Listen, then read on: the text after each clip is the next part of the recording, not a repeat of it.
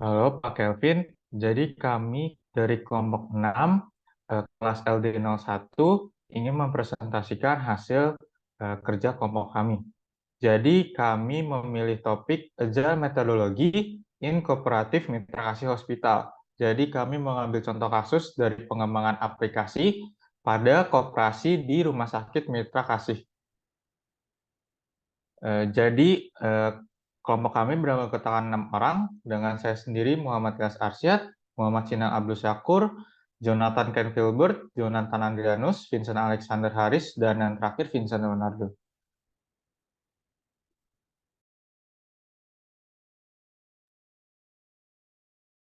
Oke, di sini ada beberapa fitur dalam produk kami. Yang pertama itu ada sign in, kemudian ada service request, kemudian ada withdrawal, kemudian payment, dan yang terakhir ada shopping.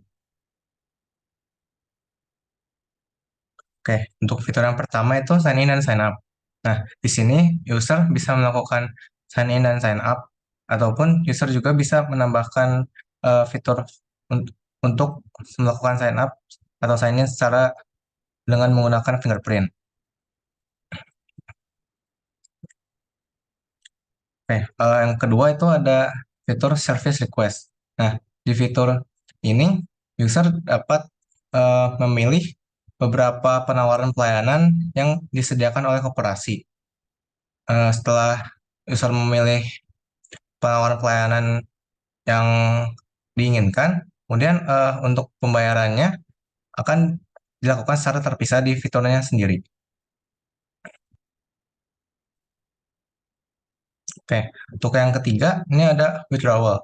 Oke, di fitur ini user dapat melakukan penarikan simpanan wajib dan eh, user diminta untuk mengisi beberapa data untuk sebagai persyaratannya.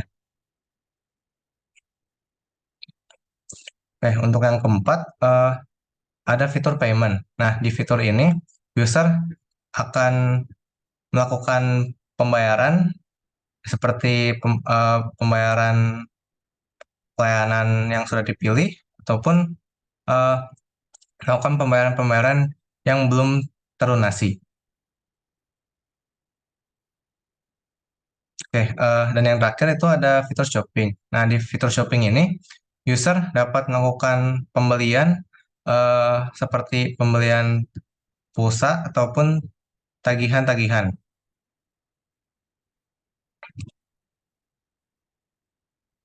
Nah, jadi di sini agile method yang kita gunakan adalah Scrum. Yang pertama, Scrum Rules-nya itu ada stakeholder. Stakeholder adalah pihak yang memiliki kepentingan dalam proyek atau organisasi tertentu. Nah, yang kedua ada Product Owner.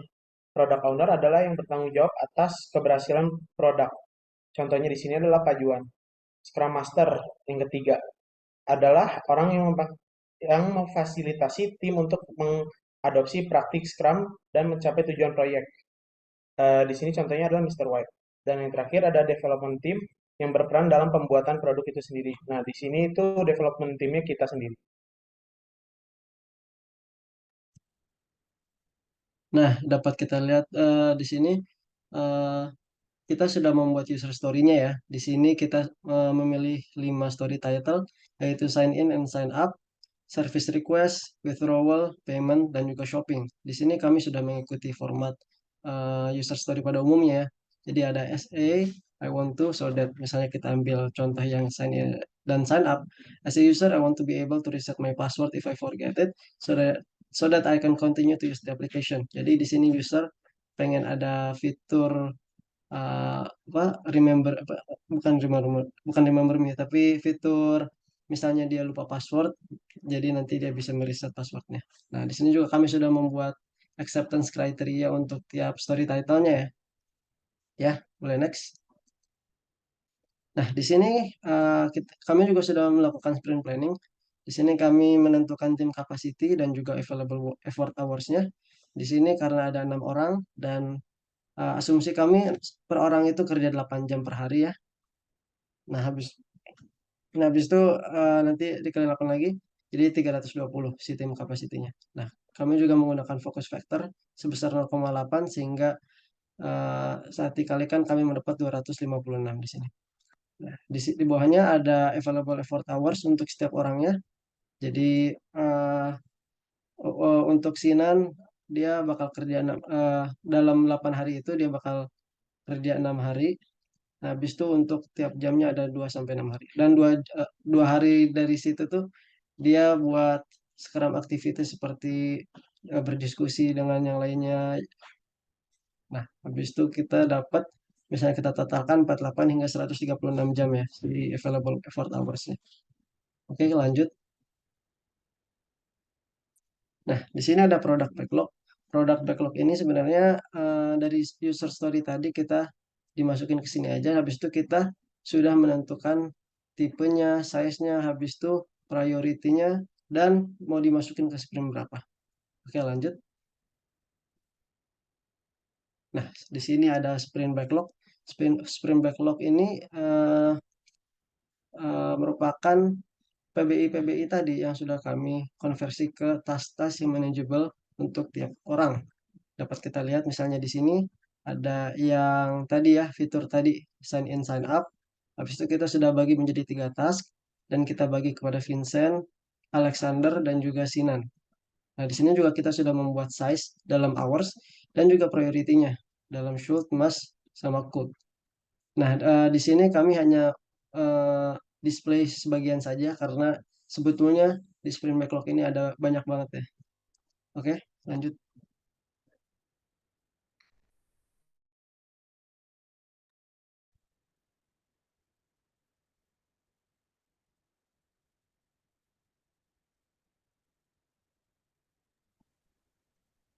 Maaf, gak ada suaranya. Yes. Lalu apa itu sprint execution? Sprint execution ini merupakan sprint yang dilakukan setelah adanya sprint planning. Sprint execution ini merupakan monitoring yang dilakukan oleh Scrum Master. Nah, biasanya atau yang kita sebut dengan dari Scrum selama 15 menit yang dilakukan secara stand up. Biasanya Scrum Master ini dalam kasus ini Mr. White akan menanyakan kepada tim development khususnya kita semua berenam. Dia biasanya akan menanyakan 3 pertanyaan. Pertanyaannya apa aja? Pertama, what did I do yesterday? Jadi apa yang kita udah lakukan, dan what will I do today? Apa yang akan kita lakukan hari ini? And what is holding me back? Jadi apa kendala yang kita rasakan sebagai development team? Nah, di sini ada sprint execution pada sprint 1. Jadi seperti yang sudah dijelaskan sebelumnya, sprint 1 ini memiliki hour remaining-nya sebanyak 136 dan berhasil dilaksanakan sampai selesai pada hari ke-14. Jadi seperti yang dilihat bisa pada burn down chart-nya, terus menurun sampai terus naik dari hari 0, hari pertama sampai di hari terakhir 0. Terus di sprint execution yang kedua terdapat 135 hour remaining. Jadi dari hari yang ke-0 yang pertama-tamanya 135 hour remaining terus menurun sampai hari ke-14. Berarti pekerjaan pada sprint kedua ini berhasil dilaksanakan oleh tim development. Oke, jadi di sini saya akan jelasin tentang sprint review dari sprint pertama, sprint 1. Sebelumnya di sini kami cuma menjelaskan sprint 1 doang karena untuk mempersingkat waktu presentasi kita di sini. Oke. Jadi tujuan utama sprint 1 itu fokusnya di peletakan dasar foundation dari aplikasi koperasi mitra kasih ini dan implementasi fitur-fitur utama yang tadi dijelasin sama teman saya Vincent untuk fitur-fitur utamanya lah. Lalu berikutnya detail-detail sprint review-nya akan dijelaskan sama teman saya.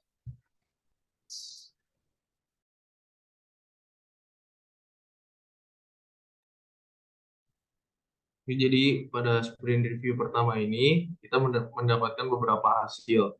Yang pertama ada autentikasi dan registrasi pengguna, di mana kita udah bisa menerapkan fungsi masuk dan keluar masuk pengguna dengan verifikasi OTP.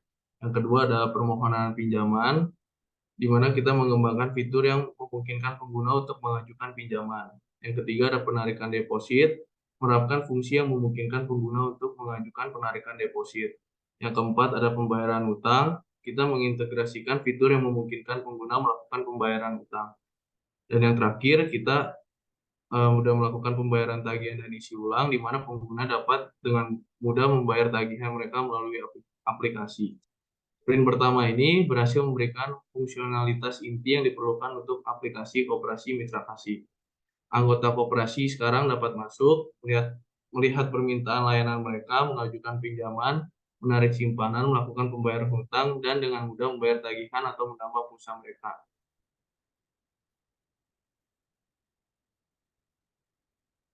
Sekian dari kelompok kami. Terima kasih.